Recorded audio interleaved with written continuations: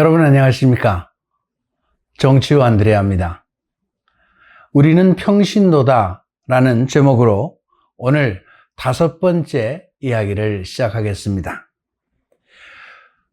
우리 그리스도인들, 우리 교회 공동체 안에서 99.9%를 차지하고 있는 우리 평신도들은 거룩한 삶을 살아가는 것이 가장 기본적인 우리들의 소명이다라는 말씀을 드렸습니다.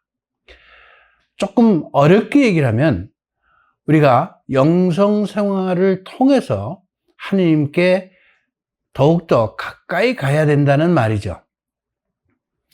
그렇다면 우리가 어떻게 해야 영성 생활을 잘 할 수 있을까? 보통 우리가 신자의 입장에서 영성이라는 말만 하면요, 굉장히 어렵게 느껴지고 생각되고, 뭔가 이 영성이라는 것이 뭐 특별한 것이다 이런 생각을 하는 분들이 참 많습니다. 근데 제가 영성이라는 이야기를 뭐 여러 가지 의미로 표현할 수 있지만 쉽게 말씀드리면요, 영성이란 하나님께로 가는 길입니다. 하나님께로 가는 길과 방향. 자, 그렇다면 우리가 하나님께로 가는 그 길과 방향을 어떻게 가야 하는가? 여러 가지 방법이 있겠죠.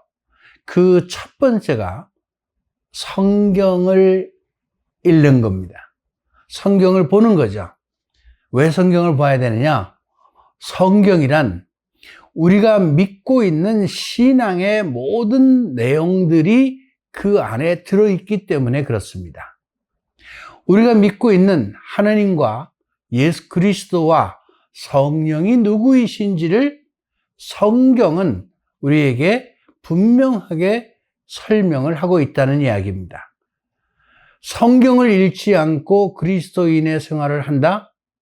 그건 어렵습니다. 왜냐하면 성경을 모르면 내가 믿고 있는 신앙이 무엇인지에 대한 내용도 모르고 믿고 있다는 겁니다. 그건 뭐 어떻게 보면 미신행위 아니겠어요? 아무것도 모르면서 그냥 가서 비는 거하고 뭐가 달라요? 그렇죠? 첫째로 우리가 영성 생활을 잘 하자면 성경을 반드시 읽어야 된다. 그런데 성경을 읽는 것만이 아니라 그 내용을 아는 것만이 아니라 구체적으로 그 성경이 우리에게 제시하는 진짜 의미, 진의가 무엇인지를 우리는 알아야 됩니다. 그것을 올바로 알기 위해서 우리는 성경 공부라는 것을 하죠. 성경 공부는 지금 우리가 읽는 그 성경이 시대적으로 약 3000년 전부터 쓰여지기 시작을 해서 예수 그리스도가 세상에 탄생한 이후에 AD 한 80년, 90년경에 그 구약의 성경을 정리하고 또다시 새롭게 이제 신약 성경이 쓰여지기 시작을 했으니까, 자, 그러면 우리가 지금 보고 있는 이 성경은 글로 쓰여진 것으로 따지자면 AD 1000년경부터니까 한 3000년쯤 전이죠. 그리고 그것을 우리 교회가 정리를 다 했습니다. 교회가 예수 그리스도 사후에 교회가 생겨났고 교회 공동체 안에서 그렇게 내려오던 많은 내용들을 정리해서 이것이 정경이다, 아니다를 규정을 했죠. 그것이 AD 한 80년, 90년경입니다. 그런데 말이죠. 우리가 이제 우리 그리스도 교회 여러 가지 교파들이 있는데 그 중에 우리가 프로테스탄, 개신교라고 말하는 프로테스탄은 이 성경을 굉장히 강조합니다. 그죠? 그런데 말이죠. 그 성경을 강조하면서 뭐라고 얘기를 하냐면 말씀이 우선이다. 성경, 말씀이 우선이다. 라고 말을 하는데, 여러분, 그 성경 말씀이 어디서 나왔습니까? 그 성경 말씀은요, 우리 교회를 통해서 나온 겁니다. 어디서 엉뚱하게 나온 것이 아니라 교회가 그것을 다 정리해서 이것이 정경이다, 아니다 라고 결정을 한 거죠.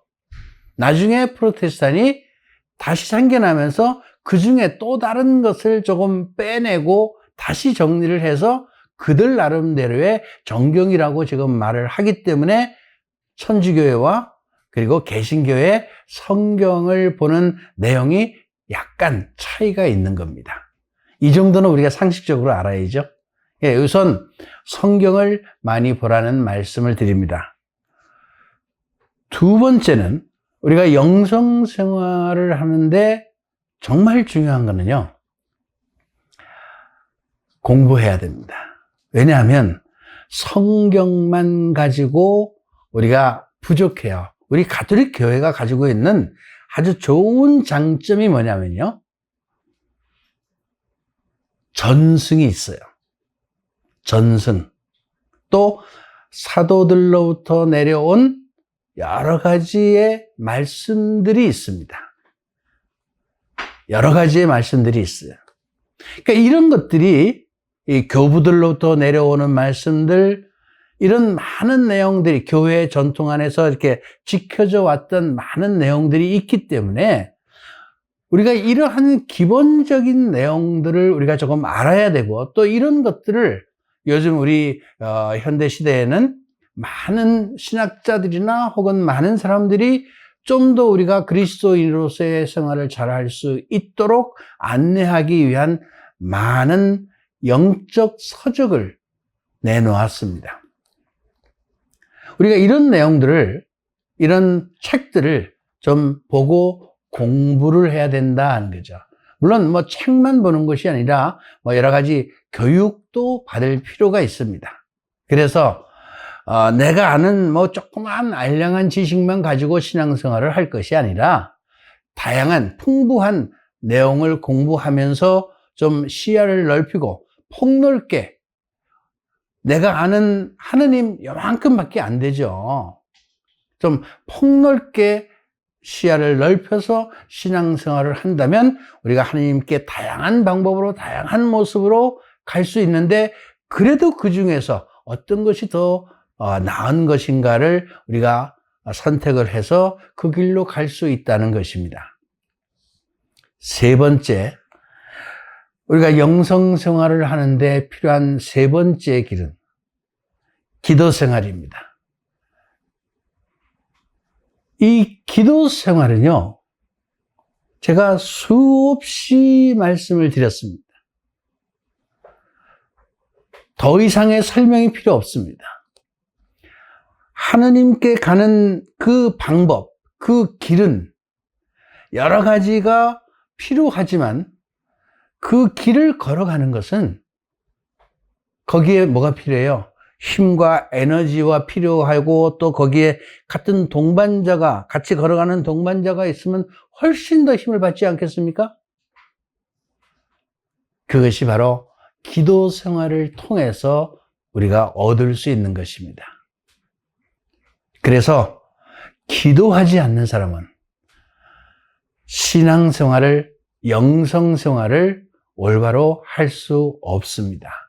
기도하지 않으면서 신앙생활을 잘 한다고요? 절대로 그런 일은 일어나지 않습니다. 마지막으로 신앙생활, 영성생활을 좀 더 잘하기 위해서는 삶의 실천이 굉장히 중요한 것이다 하는 겁니다. 우리가 아무리 알면 뭐합니까? 배우면 뭐합니까? 내 삶 안에서 그것을 구체적으로 적용해 보지 않는다면 그 결과가 어떤 것인지를 우리는 알 수가 없습니다. 제가 여러분들에게 끊임없이 기도에 대한 이야기를 하고 깊이 기도하십시오라고 말을 하지만 그 기도를 해보지 않은 사람은 제가 왜 이런 이야기를 하는지를 알 수가 없어요. 왜? 체험해보지 못하니까, 필요한 것이겠지, 그렇게 중요한 것이겠지라고 생각하는 것은 본인의 지식 안에서 오는 거예요. 그러나, 실제로 내가 기도하면서 체험한 사람은, 여러분 아시죠? 그 안에서 주님을 만난다는 것, 주님과 함께 있음을 현존 체험을 한다는 것, 하느님이 우리를 사랑하신다는 것을 그 안에서 경험할 수 있습니다. 다양한 경험을 하죠. 그렇기 때문에 기도하고 그 말씀을 통해서 그 주님께서 우리에게 원하시는 그 삶의 내용을, 그게 뭡니까? 애덕 실천, 사랑의 실천이죠. 사랑을 실천해 봐야만, 왜 내가 그것을 해야 하는지 압니다. 제 말을 지금 들어보시는 분, 제 이야기를 실천하신 분들은요, 왜 사랑을 실천해야 되느냐? 사랑을 실천해 보신 분은, 그렇지. 그래서 사랑을 실천해야 된다. 라는 이 말을 너무나 분명하게 알 수 있습니다. 왜냐고요? 해봤으니까 아는 거예요.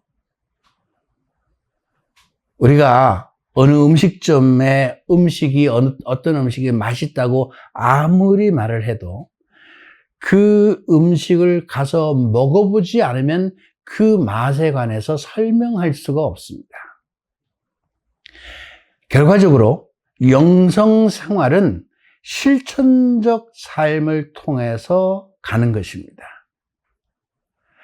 다시 말하지만 영성 생활의 결과는 삶의 실천에서 오는 것이다.